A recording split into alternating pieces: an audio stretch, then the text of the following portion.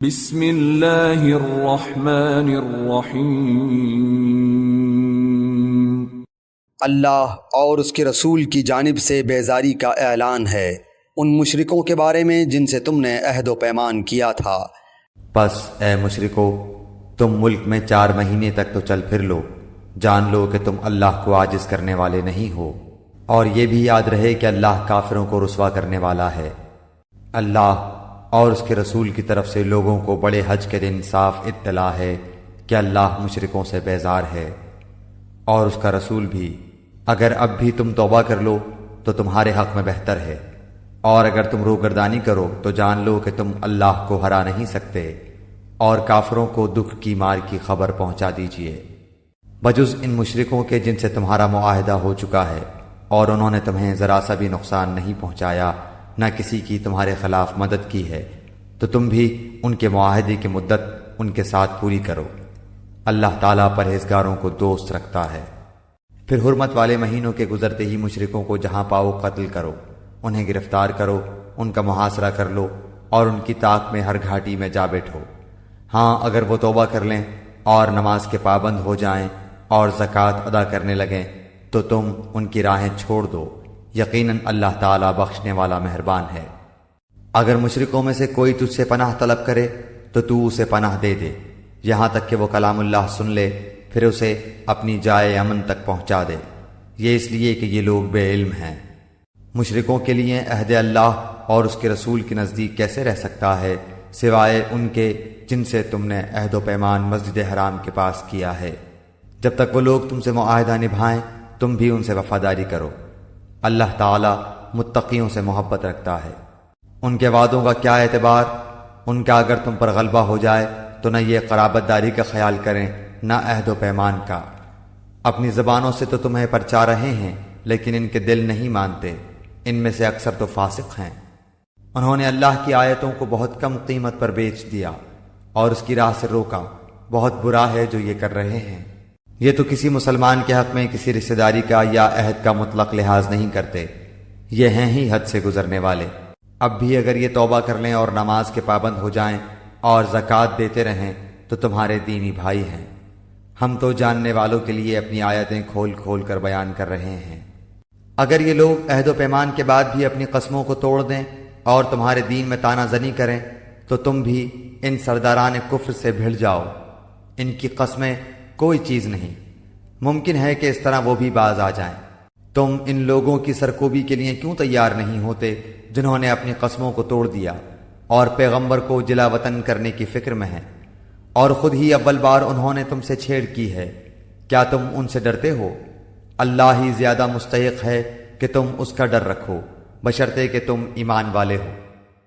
ان سے تم جنگ کرو، اللہ تعالیٰ انہیں تمہارے ہاتھوں عذاب دے گا، انہیں ذلیل و رسوا کرے گا، تمہیں ان پر مدد دے گا، اور مسلمانوں کے کلیجے ٹھنڈے کرے گا، اور ان کے دل کا غم و غصہ دور کرے گا، اور وہ جس کی طرف چاہتا ہے رحمت سے توجہ فرماتا ہے۔ اللہ جانتا بوجھتا حکمت والا ہے۔ کیا تم یہ سمجھے بیٹھے ہو کہ تم چھوڑ دیے جاؤ گے، حالانکہ اب تک اللہ نے تم میں سے انہیں ممتاز نہیں کیا جو مجاہد ہیں اور جنہوں نے اللہ کے اور اس کے رسول کے اور مومنوں کے سوا کسی کو دلی دوست نہیں بنایا۔ اللہ خوب خبردار ہے جو تم کر رہے ہو۔ لائق نہیں کہ مشرک اللہ تعالیٰ کی مسجدوں کو آباد کریں، دراں حال یہ کہ وہ خود اپنے کفر کے آپ ہی گواہ ہیں۔ ان کے اعمال غارت و اکارت ہیں اور وہ دائمی طور پر جہنمی ہیں۔ اللہ کی مسجدوں کی رونق و آبادی تو ان کے حصے میں ہے جو اللہ پر اور قیامت کے دن پر ایمان رکھتے ہوں، نمازوں کے پابند ہوں، زکوٰۃ دیتے ہوں، اللہ کے سوا کسی سے نہ ڈرتے ہوں۔ توقع ہے کہ یہی لوگ یقیناً ہدایت یافتہ ہیں۔ کیا تم نے حاجیوں کو پانی پلا دینا اور مسجد حرام کی خدمت کرنا اس کے برابر کر دیا ہے جو اللہ پر اور آخرت کے دن پر ایمان لائے اور اللہ کی راہ میں جہاد کیا؟ یہ اللہ کے نزدیک برابر کے نہیں، اور اللہ تعالیٰ ظالموں کو ہدایت نہیں دیتا۔ جو لوگ ایمان لائے، ہجرت کی، اللہ کی راہ میں اپنے مال اور اپنی جان سے جہاد کیا، وہ اللہ کے ہاں بہت بڑے مرتبے والے ہیں، اور یہی لوگ مراد پانے والے ہیں۔ انہیں ان کا رب خوشخبری دیتا ہے اپنی رحمت کی اور رضامندی کی اور جنتوں کی، ان کے لیے وہاں دوامی نعمت ہے، وہاں یہ ہمیشہ رہنے والے ہیں۔ اللہ کے پاس یقیناً بہت بڑے ثواب ہیں۔ اے ایمان والو، اپنے باپوں کو اور اپنے بھائیوں کو دوست نہ بناؤ اگر وہ کفر کو ایمان سے زیادہ عزیز رکھیں۔ تم میں سے جو بھی ان سے محبت رکھے گا وہ پورا گنہگار ظالم ہے۔ آپ کہہ دیجئے کہ اگر تمہارے باپ اور تمہارے لڑکے اور تمہارے بھائی اور تمہاری بیویاں اور تمہارے کنبے قبیلے اور تمہارے کمائے ہوئے مال اور وہ تجارت جس کی کمی سے تم ڈرتے ہو اور وہ حویلیاں جنہیں تم پسند کرتے ہو، اگر یہ تمہیں اللہ سے اور اس کے رسول سے اور اس کی راہ میں جہاد سے بھی زیادہ عزیز ہیں تو تم انتظار کرو کہ اللہ تعالیٰ اپنا عذاب لے آئے۔ اللہ تعالیٰ فاسقوں کو ہدایت نہیں دیتا۔ یقیناً اللہ تعالیٰ نے بہت سے میدانوں میں تمہیں فتح دی ہے، اور حنین کی لڑائی والے دن بھی، جبکہ تمہیں اپنی کثرت پر ناز ہو گیا تھا، لیکن اس نے تمہیں کوئی فائدہ نہ دیا، بلکہ زمین باوجود اپنی کشادگی کے تم پر تنگ ہو گئی، پھر تم پیٹھ پھیر کر مڑ گئے۔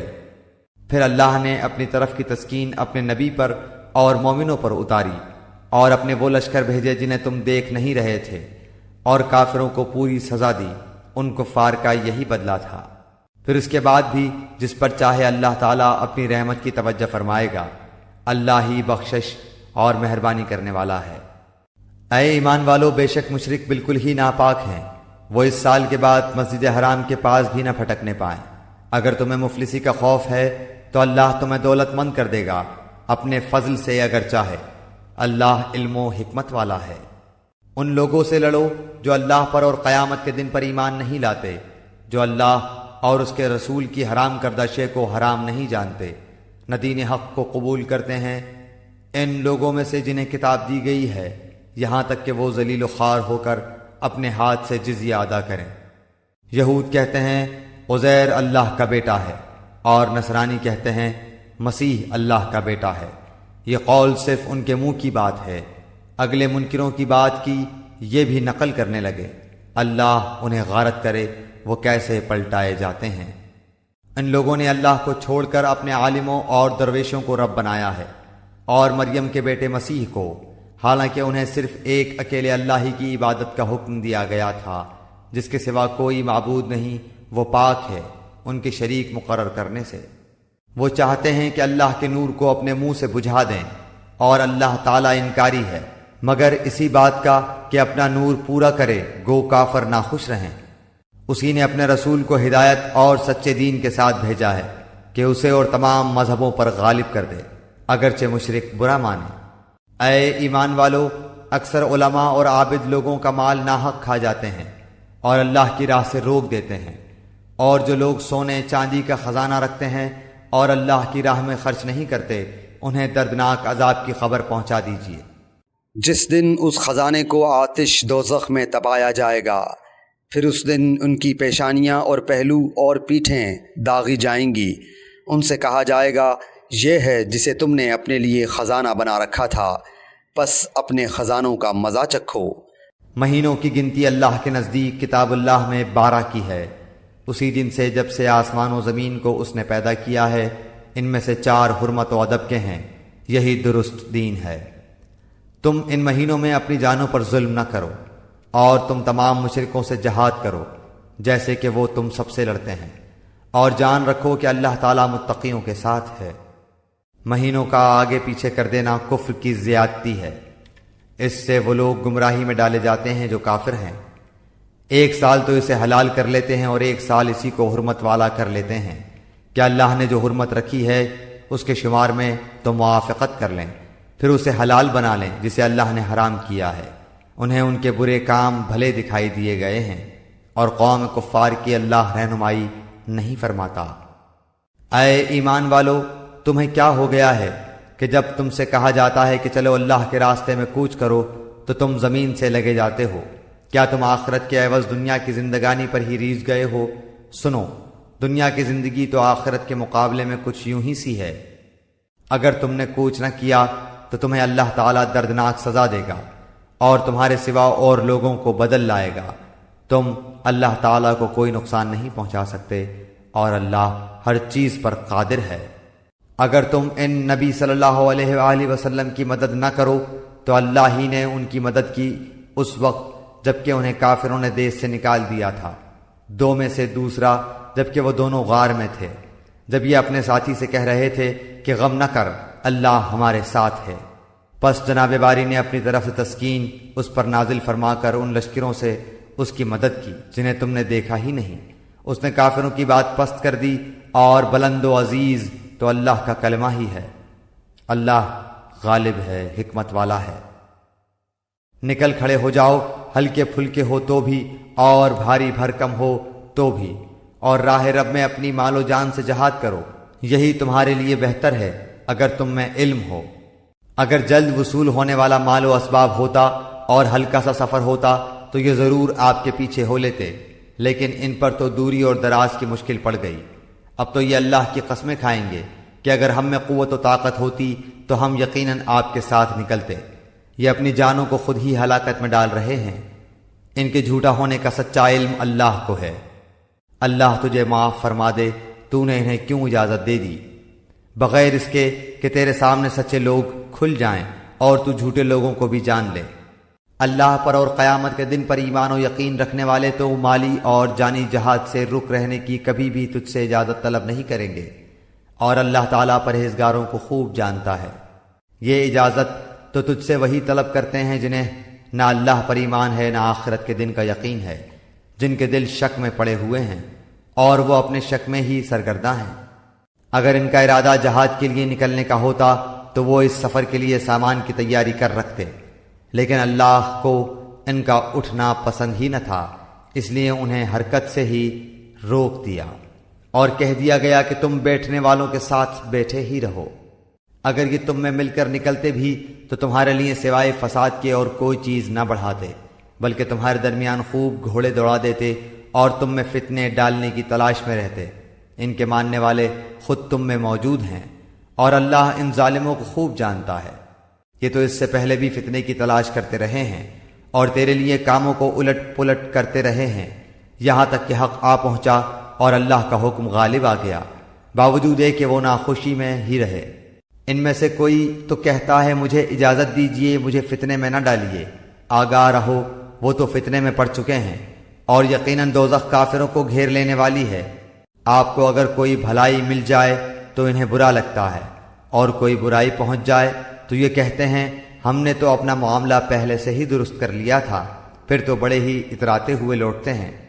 آپ کہہ دیجئے کہ ہمیں سوائے اللہ کے ہمارے حق میں لکھے ہوئے کہ کوئی چیز پہنچ ہی نہیں سکتی، وہ ہمارا کارساز اور مولا ہے۔ مومنوں کو تو اللہ کی ذات پاک پر ہی بھروسہ کرنا چاہیے۔ کہہ دیجئے کہ تم ہمارے بارے میں جس چیز کا انتظار کر رہے ہو وہ دو بھلائیوں میں سے ایک ہے، اور ہم تمہارے حق میں اس کا انتظار کرتے ہیں کہ یا تو اللہ تعالیٰ اپنے پاس سے کوئی سزا تمہیں دے یا ہمارے ہاتھوں سے۔ پس ایک طرف تم منتظر رہو، دوسری جانب تمہارے ساتھ ہم بھی منتظر ہیں۔ کہہ دیجئے کہ تم خوشی یا ناخوشی کسی طرح بھی خرچ کرو، قبول تو ہرگز نہ کیا جائے گا، یقیناً تم فاسق لوگ ہو۔ کوئی سبب ان کے خرچ کی قبولیت کے نہ ہونے کا اس کے سوا نہیں کہ یہ اللہ اور اس کے رسول کے منکر ہیں، اور بڑی کاہلی سے ہی نماز کو آتے ہیں اور برے دل سے ہی خرچ کرتے ہیں۔ پس آپ کو ان کے مال و اولاد تعجب میں نہ ڈال دیں، اللہ کی چاہت یہی ہے کہ اس سے انہیں دنیا کی زندگی میں ہی سزا دے اور ان کے کفر ہی کی حالت میں ان کی جانیں نکل جائیں۔ یہ اللہ کی قسم کھا کھا کر کہتے ہیں کہ یہ تمہاری جماعت کے لوگ ہیں، حالانکہ وہ دراصل تمہارے نہیں، بات صرف اتنی ہے کہ یہ ڈرپوک لوگ ہیں۔ اگر یہ کوئی بچاؤ کی جگہ یا کوئی غار یا کوئی بھی سر گھسانے کی جگہ پالیں تو ابھی اس طرف لگام توڑ کر الٹے بھاگ چھوٹیں۔ ان میں وہ بھی ہیں جو خیراتی مال کی تقسیم کے بارے میں آپ پر عیب رکھتے ہیں، اگر انہیں اس میں سے مل جائے تو وہ خوش ہیں، اور اگر اس میں سے نہ ملا تو فوراً ہی بگڑ کھڑے ہوئے۔ اگر یہ لوگ اللہ اور رسول کے دیے ہوئے پر خوش رہتے اور کہہ دیتے کہ اللہ ہمیں کافی ہے، اللہ ہمیں اپنے فضل سے دے گا اور اس کا رسول بھی، ہم تو اللہ کی ذات سے ہی توقع رکھنے والے ہیں۔ صدقے صرف فقیروں کے لیے ہیں اور مسکینوں کے لیے اور ان کے وصول کرنے والوں کے لیے اور ان کے لیے جن کے دل پر چائے جاتے ہوں، اور گردن چھڑانے میں اور قرض داروں کے لیے اور اللہ کی راہ میں اور راہرو مسافروں کے لیے فرض ہے اللہ کی طرف سے، اور اللہ علم و حکمت والا ہے۔ ان میں سے وہ بھی ہیں جو پیغمبر کو ایذا دیتے ہیں اور کہتے ہیں کان کا کچا ہے، آپ کہہ دیجئے کہ وہ کان تمہارے بھلے کے لیے ہے، وہ اللہ پر ایمان رکھتا ہے اور مسلمانوں کی بات کا یقین کرتا ہے، اور تم میں سے جو اہل ایمان ہیں یہ ان کے لیے رحمت ہے۔ رسول اللہ صلی اللہ علیہ وآلہ وسلم کو جو لوگ ایذا دیتے ہیں ان کے لیے دکھ کی مار ہے۔ محض تمہیں خوش کرنے کے لیے تمہارے سامنے اللہ کی قسمیں کھا جاتے ہیں، حالانکہ اگر یہ ایماندار ہوتے تو اللہ اور اس کا رسول رضامند کرنے کے زیادہ مستحق تھے۔ کیا یہ نہیں جانتے کہ جو بھی اللہ کی اور اس کے رسول کی مخالفت کرے گا اس کے لیے یقیناً دوزخ کی آگ ہے جس میں وہ ہمیشہ رہنے والا ہے۔ یہ زبردست رسوائی ہے۔ منافقوں کو ہر وقت اس بات کا کھٹکا لگا رہتا ہے کہ کہیں مسلمانوں پر کوئی صورت نہ اترے جو ان کے دلوں کی باتیں انہیں بتلا دے۔ کہہ دیجئے کہ تم مذاق اڑاتے رہو، یقیناً اللہ تعالیٰ اسے ظاہر کرنے والا ہے جس سے تم ڈر دبک رہے ہو۔ اگر آپ ان سے پوچھیں تو صاف کہہ دیں گے کہ ہم تو یوں ہی آپس میں ہنس بول رہے تھے۔ کہہ دیجئے کہ اللہ، اس کی آیتیں اور اس کا رسول ہی تمہارے ہنسی مذاق کے لیے رہ گئے ہیں۔ تم بہانے نہ بناؤ، یقیناً تم اپنے ایمان کے بعد بے ایمان ہو گئے۔ اگر ہم تم میں سے کچھ لوگوں سے درگزر بھی کر لیں تو کچھ لوگوں کو ان کے جرم کی سنگین سزا بھی دیں گے۔ تمام منافق مرد و عورت آپس میں ایک ہی ہیں، یہ بری باتوں کا حکم دیتے ہیں اور بھلی باتوں سے روکتے ہیں اور اپنی مٹھی بند رکھتے ہیں۔ یہ اللہ کو بھول گئے، اللہ نے انہیں بھلا دیا۔ بے شک منافق ہی فاسد و بد کردار ہیں۔ اللہ تعالیٰ ان منافق مردوں، عورتوں اور کافروں سے جہنم کی آگ کا وعدہ کر چکا ہے جہاں یہ ہمیشہ رہنے والے ہیں، وہی انہیں کافی ہے۔ ان پر اللہ کی پھٹکار ہے اور انہی کے لیے دائمی عذاب ہے۔ مثل ان لوگوں کے جو تم سے پہلے تھے، تم میں سے وہ زیادہ قوت والے تھے اور زیادہ مال اولاد والے تھے، پس وہ اپنا دینی حصہ برت گئے، پھر تم نے بھی اپنا حصہ برت لیا، جیسے تم سے پہلے کے لوگ اپنے حصے سے فائدہ مند ہوئے تھے، اور تم نے بھی اسی طرح مذاقانہ بحث کی جیسے کہ انہوں نے کی تھی۔ ان کے اعمال دنیا اور آخرت میں غارت ہو گئے، یہی لوگ نقصان پانے والے ہیں۔ کیا انہیں اپنے سے پہلے لوگوں کی خبریں نہیں پہنچیں؟ قوم نوح اور عاد اور سمود اور قوم ابراہیم اور اہل مدین اور اہل معتفقات، الٹی ہوئی بستیوں کے رہنے والے کی ان کے پاس ان کے پیغمبر دلیلیں لے کر پہنچے۔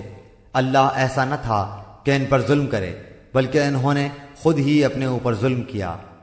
مومن مرد و عورت آپس میں ایک دوسرے کے مددگار و معاون اور دوست ہیں، وہ بھلائیوں کا حکم دیتے ہیں اور برائیوں سے روکتے ہیں، نمازوں کو پابندی سے بجا لاتے ہیں، زکوٰۃ ادا کرتے ہیں، اللہ کی اور اس کے رسول کی بات مانتے ہیں۔ یہی لوگ ہیں جن پر اللہ تعالیٰ بہت جلد رحم فرمائے گا۔ بے شک اللہ غلبے والا، حکمت والا ہے۔ ان ایماندار مردوں اور عورتوں سے اللہ نے ان جنتوں کا وعدہ فرمایا ہے جن کے نیچے نہریں لہریں لے رہی ہیں، جہاں وہ ہمیشہ ہمیش رہنے والے ہیں، اور ان صاف ستھرے پاکیزہ محلات کا جو ان ہمیشگی والی جنتوں میں ہیں، اور اللہ کی رضامندی سے سب سے بڑی چیز ہے۔ یہی زبردست کامیابی ہے۔ اے نبی، کافروں اور منافقوں سے جہاد جاری رکھو اور ان پر سخت ہو جاؤ۔ ان کی اصلی جگہ دوزخ ہے جو نہایت بدترین جگہ ہے۔ یہ اللہ کی قسمیں کھا کر کہتے ہیں کہ انہوں نے نہیں کہا، حالانکہ یقیناً کفر کا کلمہ ان کی زبان سے نکل چکا ہے، اور یہ اپنے اسلام کے بعد کافر ہو گئے ہیں، اور انہوں نے اس کام کا قصد بھی کیا جو پورا نہ کر سکے۔ یہ صرف اسی بات کا انتقام لے رہے ہیں کہ انہیں اللہ نے اپنے فضل سے اور اس کے رسول صلی اللہ علیہ وسلم نے دولت مند کر دیا۔ اگر یہ بھی توبہ کر لیں تو یہ ان کے حق میں بہتر ہے، اور اگر منہ موڑے رہیں تو اللہ تعالیٰ انہیں دنیا و آخرت میں دردناک عذاب دے گا، اور زمین بھر میں ان کا کوئی حمایتی اور مددگار نہ کھڑا ہوگا۔ ان میں وہ بھی ہیں جنہوں نے اللہ سے عہد کیا تھا کہ اگر وہ ہمیں اپنے فضل سے مال دے گا تو ہم ضرور صدقہ و خیرات کریں گے اور پکی طرح نیکوکاروں میں ہو جائیں گے، لیکن جب اللہ نے اپنے فضل سے انہیں دیا تو یہ اس میں سے بخیلی کرنے لگے اور ٹال مٹول کر کے منہ موڑ لیا۔ پس اس کی سزا میں اللہ نے ان کے دلوں میں نفاق ڈال دیا اللہ سے ملنے کے دنوں تک، کیونکہ انہوں نے اللہ سے کیے ہوئے وعدے کا خلاف کیا اور کیونکہ جھوٹ بولتے رہے۔ کیا وہ نہیں جانتے کہ اللہ کو ان کے دل کا بھید اور ان کی سرگوشی سب معلوم ہے، اور اللہ تعالیٰ غیب کی تمام باتوں سے خبردار ہے۔ جو لوگ ان مسلمانوں پر طعنہ زنی کرتے ہیں، جو دل کھول کر خیرات کرتے ہیں، اور ان لوگوں پر جنہیں سوائے اپنی محنت مزدوری کے اور کچھ میسر ہی نہیں، پس یہ ان کا مذاق اڑاتے ہیں، اللہ بھی ان سے تمسخر کرتا ہے۔ انہی کے لیے دردناک عذاب ہے۔ ان کے لیے تو استغفار کر یا نہ کر، اگر تو 70 مرتبہ بھی ان کے لیے استغفار کرے تو بھی اللہ انہیں ہرگز نہ بخشے گا، یہ اس لیے کہ انہوں نے اللہ سے اور اس کے رسول سے کفر کیا ہے۔ ایسے فاسق لوگوں کو رب کریم ہدایت نہیں دیتا۔ پیچھے رہ جانے والے لوگ رسول اللہ صلی اللہ علیہ وآلہ وسلم کے جانے کے بعد اپنے بیٹھے رہنے پر خوش ہیں۔ انہوں نے اللہ کی راہ میں اپنے مال اور اپنی جانوں سے جہاد کرنا ناپسند رکھا، اور انہوں نے کہہ دیا کہ اس گرمی میں مت نکلو۔ کہہ دیجئے کہ دوزخ کی آگ بہت ہی سخت گرم ہے، کاش کہ وہ سمجھتے ہوتے۔ پس انہیں چاہیے کہ بہت کم ہنسیں اور بہت زیادہ روئیں بدلے میں اس کے جو یہ کرتے تھے۔ پس اگر اللہ تعالیٰ آپ کو ان کی کسی جماعت کی طرف لوٹا کر واپس لے آئے، پھر یہ آپ سے میدان جنگ میں نکلنے کی اجازت طلب کریں، تو آپ کہہ دیجئے کہ تم میرے ساتھ ہرگز چل نہیں سکتے، اور نہ میرے ساتھ تم دشمنوں سے لڑائی کر سکتے ہو۔ تم نے پہلی مرتبہ ہی بیٹھ رہنے کو پسند کیا تھا، پس تم پیچھے رہ جانے والوں میں سے ہی بیٹھے رہو۔ ان میں سے کوئی مر جائے تو آپ اس کے جنازے کی ہرگز نماز نہ پڑھیں، اور نہ اس کی قبر پر کھڑے ہوں، یا اللہ اور اس کے رسول کے منکر ہیں، اور مرتے دم تک بدکار بے اطاعت رہے ہیں۔ آپ کو ان کے مال و اولاد کچھ بھی بھلے نہ لگیں، اللہ کی چاہت یہی ہے کہ انہیں ان چیزوں سے دنیاوی سزا دے، اور یہ اپنی جانیں نکلنے تک کافر ہی رہیں۔ جب کوئی صورت اتاری جاتی ہے کہ اللہ پر ایمان لاؤ اور اس کے رسول کے ساتھ مل کر جہاد کرو، تو ان میں سے دولت مندوں کا ایک طبقہ آپ کے پاس آ کر یہ کہہ کر رخصت لیتا ہے کہ ہم تو بیٹھے رہنے والوں میں ہی چھوڑ دیجئے۔ یہ تو خانہ نشین عورتوں کا ساتھ دینے پر ریझ گئے اور ان کے دلوں پر مہر لگا دی گئی، اب وہ کچھ سمجھ عقل نہیں رکھتے۔ لیکن خود رسول اللہ صلی اللہ علیہ وآلہ وسلم اور اس کے ساتھ کے ایمان والے اپنے مالوں اور جانوں سے جہاد کرتے ہیں، یہی لوگ بھلائیوں والے ہیں اور یہی لوگ کامیابی حاصل کرنے والے ہیں۔ انہی کے لیے اللہ نے وہ جنتیں تیار کی ہیں جن کے نیچے نہریں جاری ہیں، جن میں یہ ہمیشہ رہنے والے ہیں، یہی بہت بڑی کامیابی ہے۔ بادیہ نشینوں میں سے عذر والے لوگ حاضر ہوئے کہ انہیں رخصت دے دی جائے، اور وہ بیٹھ رہے جنہوں نے اللہ سے اور اس کے رسول سے جھوٹی باتیں بنائی تھیں۔ اب تو ان میں جتنے کفار ہیں انہیں دکھ دینے والی مار پہنچ کر رہے گی۔ ضعیفوں پر اور بیماروں پر اور ان پر جن کے پاس خرچ کرنے کو کچھ بھی نہیں کوئی حرج نہیں، بشرطے کہ وہ اللہ اور اس کے رسول کی خیر خواہی کرتے رہیں۔ ایسے نیک کاروں پر الزام کی کوئی راہ نہیں، اللہ تعالیٰ بڑی مغفرت و رحمت والا ہے۔ ہاں ان پر بھی کوئی حرج نہیں جو آپ کے پاس آتے ہیں کہ آپ انہیں سواری مہیا کر دیں، تو آپ جواب دیتے ہیں کہ میں تو تمہاری سواری کے لیے کچھ بھی نہیں پاتا، تو وہ رنج و غم سے اپنی آنکھوں سے آنسو بہاتے ہوئے لوٹ جاتے ہیں کہ انہیں خرچ کرنے کے لیے کچھ بھی میسر نہیں۔ بے شک انہی لوگوں پر راہ الزام ہے جو باوجود دولت مند ہونے کے آپ سے اجازت طلب کرتے ہیں، یہ خانہ نشین عورتوں کا ساتھ دینے پر خوش ہیں، اور ان کے دلوں پر مہر خداوندی لگ چکی ہے جس سے وہ محض بے علم ہو گئے ہیں۔ یہ لوگ تمہارے سامنے عذر پیش کریں گے جب تم ان کے پاس واپس جاؤ گے۔ آپ کہہ دیجئے کہ یہ عذر پیش مت کرو، ہم کبھی تم کو سچا نہ سمجھیں گے۔ اللہ تعالی ہم کو تمہاری خبر دے چکا ہے، اور آئندہ بھی اللہ اور اس کا رسول تمہاری کارگزاری دیکھ لیں گے۔ پھر ایسے کے پاس لوٹائے جاؤ گے جو پوشیدہ اور ظاہر سب کا جاننے والا ہے، پھر وہ تم کو بتا دے گا جو کچھ تم کرتے تھے۔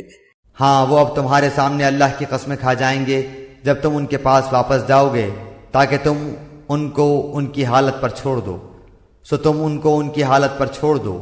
وہ لوگ بالکل گندے ہیں اور ان کا ٹھکانہ دوزخ ہے، ان کاموں کے بدلے جنہیں وہ کیا کرتے تھے۔ یہ اس لیے قسمیں کھائیں گے کہ تم ان سے راضی ہو جاؤ، سو اگر تم ان سے راضی بھی ہو جاؤ تو اللہ تعالیٰ کو ایسے فاسق لوگوں سے راضی نہیں ہوتا۔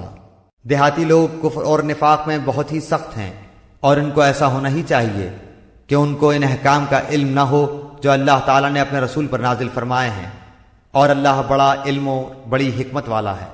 اور ان دیہاتیوں میں سے بعض ایسے ہیں کہ جو کچھ خرچ کرتے ہیں اس کو جرمانہ سمجھتے ہیں، اور تم مسلمانوں کے واسطے برے وقت کے منتظر رہتے ہیں۔ برا وقت انہی پر پڑنے والا ہے، اور اللہ سننے والا جاننے والا ہے۔ اور بعض اہل دیہات میں ایسے بھی ہیں جو اللہ تعالیٰ پر اور قیامت کے دن پر ایمان رکھتے ہیں، اور جو کچھ خرچ کرتے ہیں اس کو عند اللہ قرب حاصل ہونے کا ذریعہ اور رسول کی دعا کا ذریعہ بناتے ہیں۔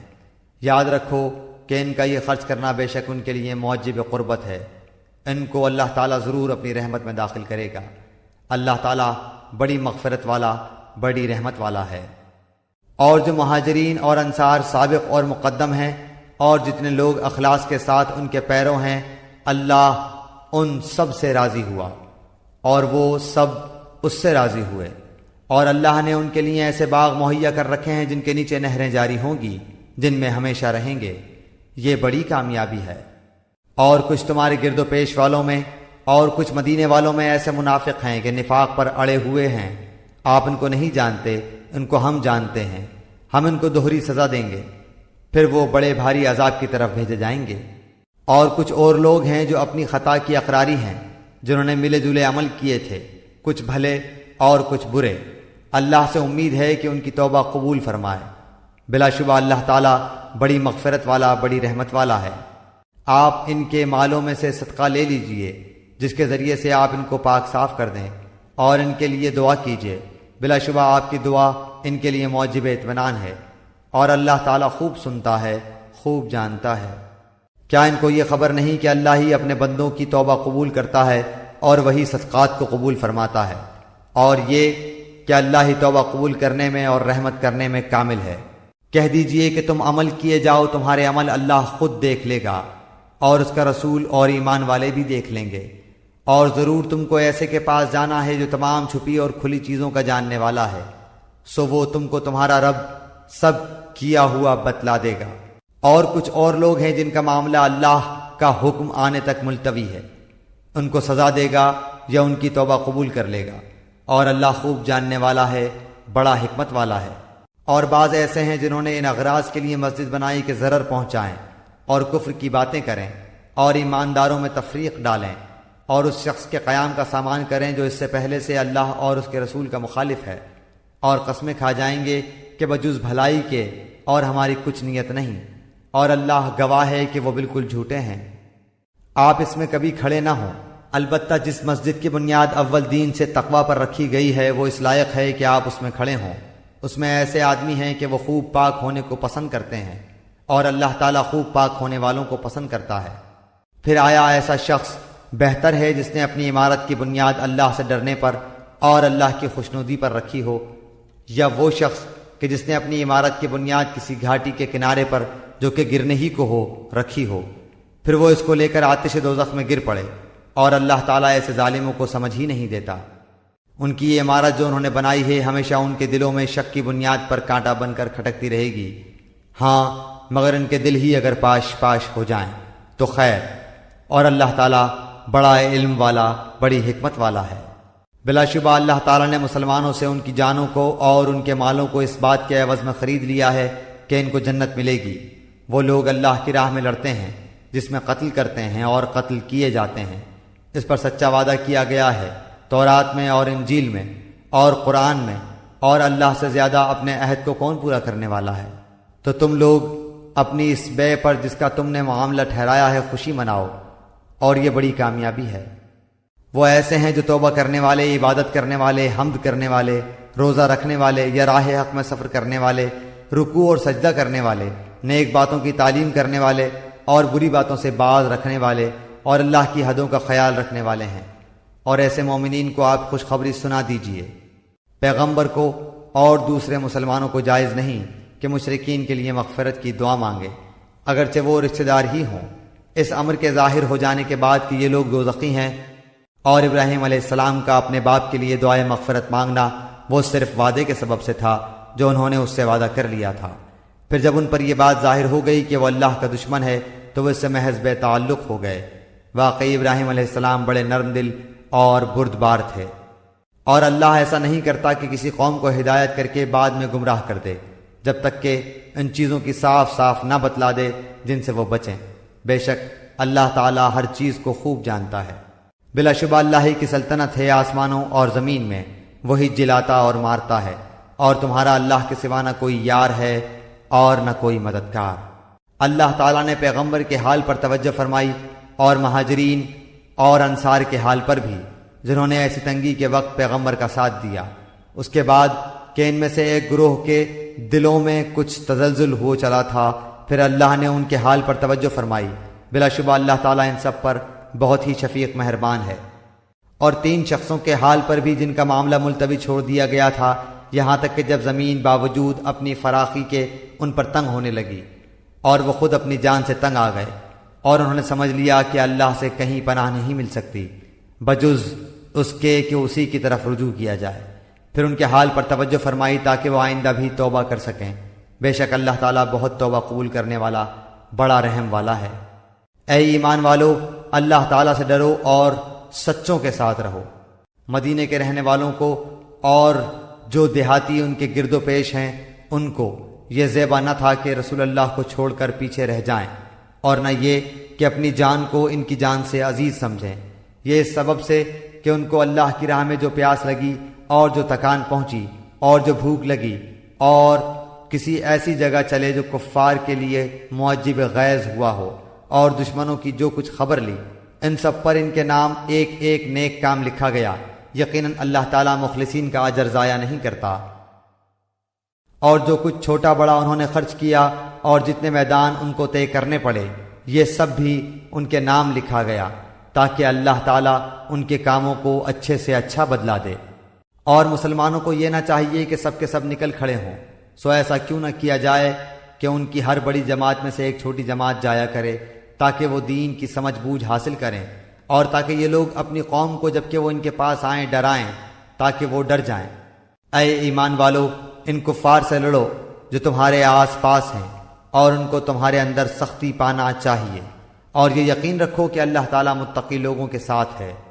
اور جب کوئی صورت نازل کی جاتی ہے تو بعض منافقین کہتے ہیں کہ اس صورت نے تم میں سے کس کے ایمان کو زیادہ کیا ہے، سو جو لوگ ایمان والے ہیں اس صورت نے ان کے ایمان کو زیادہ کیا ہے اور وہ خوش ہو رہے ہیں، اور جن کے دلوں میں روگ ہے اس صورت نے ان میں ان کی گندگی کے ساتھ اور گندگی بڑھا دی، اور وہ حالت کفر ہی میں مر گئے۔ اور کیا ان کو نہیں دکھلائی دیتا کہ یہ لوگ ہر سال 1 بار یا 2 بار کسی نہ کسی آفت میں پھنسے رہتے ہیں، پھر بھی نہ توبہ کرتے اور نہ نصیحت قبول کرتے ہیں۔ اور جب کوئی صورت نازل کی جاتی ہے تو ایک دوسرے کو دیکھنے لگتے ہیں کہ تم کو کوئی دیکھتا تو نہیں، پھر چل دیتے ہیں۔ اللہ تعالیٰ نے ان کا دل پھیر دیا ہے اس وجہ سے کہ وہ بے سمجھ لوگ ہیں۔